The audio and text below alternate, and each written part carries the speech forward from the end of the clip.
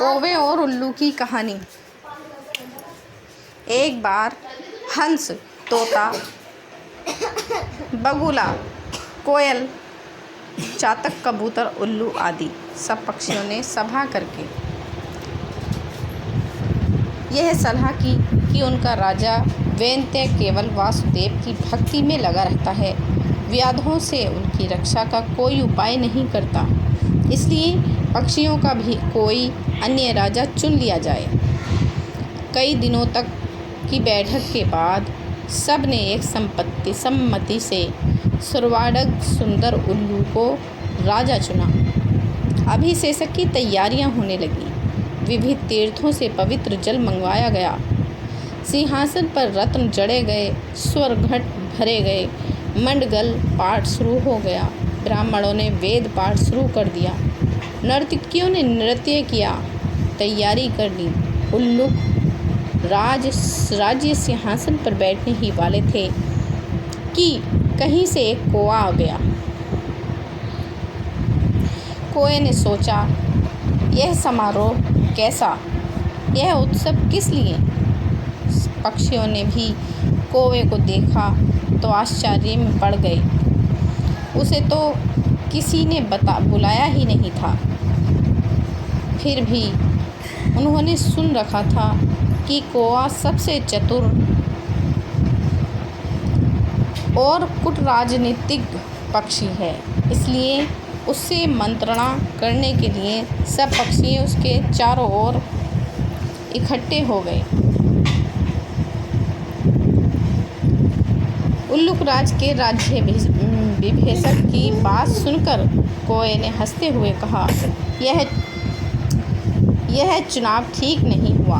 मोर, हंस, कोयल, सारस, चक्रवाक, सुरु आदि सुंदर पक्षियों के रहते दीवांधु उल्लू और टेढ़ी नाक वाले अप्रियदर्शी पक्षी को राजा बनाना उचित नहीं है। वह स्वभाव से ही रौद्र है और कटुभाषी है। फिर अभी तो वैन्त्य राजा बैठा है, एक राजा के रहते दूसरे को राज्यासन देना विनाशक है। पृथ्वी पर एक ही सूर्य होता है, वही अपनी आभा से सारे संसार को प्रकाशित कर देता है। एक से अधिक सूर्य होने पर प्रलय हो जाती है। प्रलय में बहुत से सूर्य निकल जाते हैं, उनसे संसार में विपत्ति ही आती है, कल्याण नहीं होता। राजा एक ही होता है, उसके नाम कीर्तन से ही काम बन जाते हैं। यदि तुम उल्लू जैसे नीच, आलसी, कायर, व्यसनी और पीठ पीछे कटुभाषी पक्षी को राजा बनाओगे तो नष्ट हो जाओगे।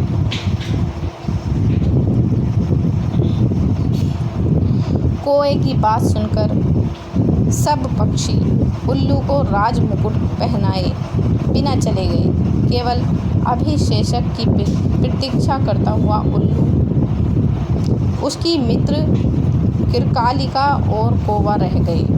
उल्लू ने पूछा, मेरा अभिषेक क्यों नहीं हुआ? किरकालिका ने कहा, मित्र, एक कौवे ने आकर रंग में भंग कर दिया। शेष सब पक्षी उड़कर चले गए हैं, केवल वह कौवा ही यहाँ बैठा है।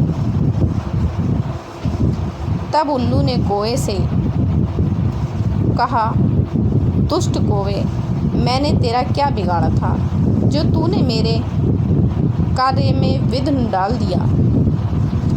आज से मेरा तेरा वंशपरागत वैर रहेगा। यह कहकर उल्लू वहाँ से चला गया। कौवा बहुत चिंतित हुआ, वहीं बैठा रहा। उसने सोचा, मैंने अकारण ही उल्लू से वैर मोल ले लिया है। दूसरे के मामलों में हस्तक्षेप करना और कटु सत्य कहना भी दुखप्रद होता है।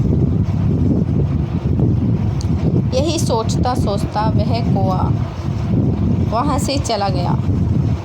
तभी से कौओं और उल्लुओं में स्वाभाविक बैर चला आता है।